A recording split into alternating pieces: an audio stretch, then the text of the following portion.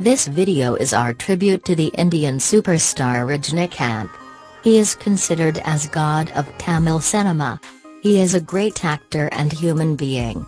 He is a superstar of South India with huge following, but he is very humble and down to earth in real life.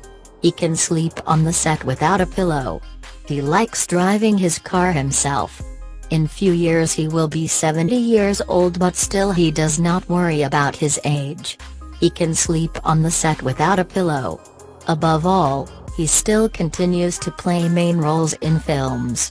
His latest film Robot 2.0 was released on November 29, 2018, which was the highest opener of 2018 by minting rupees 73.5 crore at the box office on first days of release.